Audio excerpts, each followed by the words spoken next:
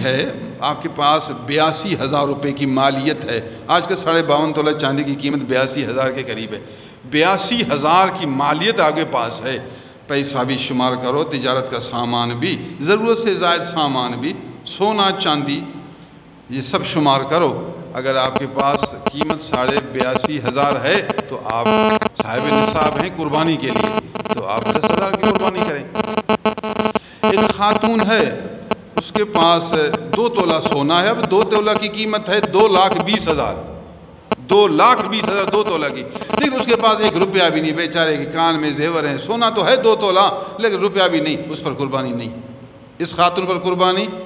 اگرچہ اس کے پاس 4 تولے سونا ہوں، چونکہ روپیہ جو نہیں اس کے پاس.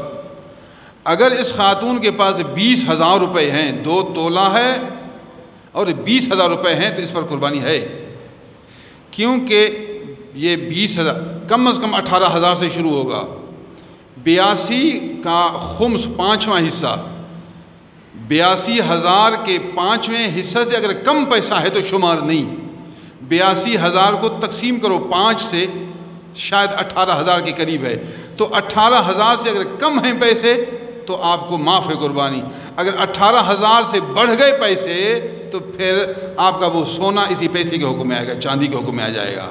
پھر آپ کو قربانی کرنی پڑے گی. میں نے آپ کو ایک آسان مسئلہ بھی بتا دیا. کچھ عورتوں کے پاس زیور ہیں، بیچارے غریب ہیں، ان کے پاس پیسہ ہوتا نہیں. بی بی صاحب اپنے پاس ان 3 دنوں میں 18,000 سے زیادہ پیسے نہ رکھو، اتنی مالیت اپنے پاس نہ رکھو، ورنہ آپ کے سونوں پر بھی قربانی آ جائے گی. آپ کے پاس 18,000 ہے تو 10,000 اللہ کی راہ میں دو. پھر نہیں دیتے، آپ کہتے ہیں کہ کچھ ہماری مجبوریاں ہیں، تو 3 دنوں میں 10، 11، 12 ان 3 دنوں میں آپ کے پاس 18,000 روپے نہ ہوں، ورنہ آپ کے سونے پر قربانی آ جائے گی. اگر پیسہ نہیں تو جب تک 7.5 تولے سونا نہ ہو قربانی نہیں. ہاں اگر 7.5 تولے پورے ہو گئے پھر 1 روپیہ جیب میں نہ ہو پھر بھی قربانی لازم ہے. آپ اتنے امیر ہیں کہ 7.5 تولے سونا آپ کے پاس ہے تو کچھ کم کرو، کچھ بیچو، 7 تولہ رکھو تاکہ آپ قربانی کے وقت پریشان نہ ہوں.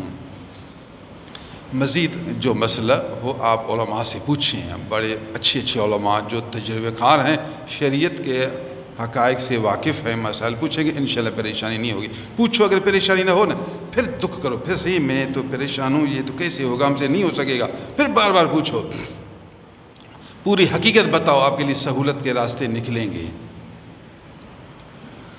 اللہ اپنی قربانی کو کوشش کرو 3 حصے بناؤ. 1 حصہ غریبوں میں بانٹو، 1 حصہ خود کھاؤ، 1 حصہ جو آپ کے رشتہ دار یا دوست آئیں گے ان کو کھلاؤ. اچھا ہے، زیادہ ثواب ملے گا. اگر آپ کے پاس گنج ہے، کہتے ہیں ہمیں ضرورت نہیں ہے، خراب ہوگا، 1 کلو میں روک دو، سارا خیرات کروں گا. سبحان اللہ. اگر آپ کہتے ہیں میرے بچے زیادہ ہیں، ہم خود غریب ہیں، میں 1-2 کلو خیرات کرتا ہوں، کوئی زیادہ رکھتا ہوں اپنے بچوں کی خدمت کے لیے، سبحان اللہ، یہ بھی اچھی بات ہے. کچھ خیرات کرو، تھوڑا غور فکر کرو، غور فکر کے بعد جو بہتر طریقہ ہے وہی اختیار کرو. اب ہمارے اپنے طلباء ہیں، ہم کچھ چھپاتے ہیں تاکہ پھر طلباء کو ہفتے 4 دن کے بعد گوشت کھلاتے رہیں. طالب بھی ہیں، دین کے خدمت گزار بھی ہیں، اور لوگوں پر بھی حق ہے طلباء کی خدمت کریں. علماء اور طلباء ان کی خدمت ہمارے زمانے میں سب سے زیادہ ضروری ہے. حکومت طلباء علماء کی خدمت نہیں کرتی.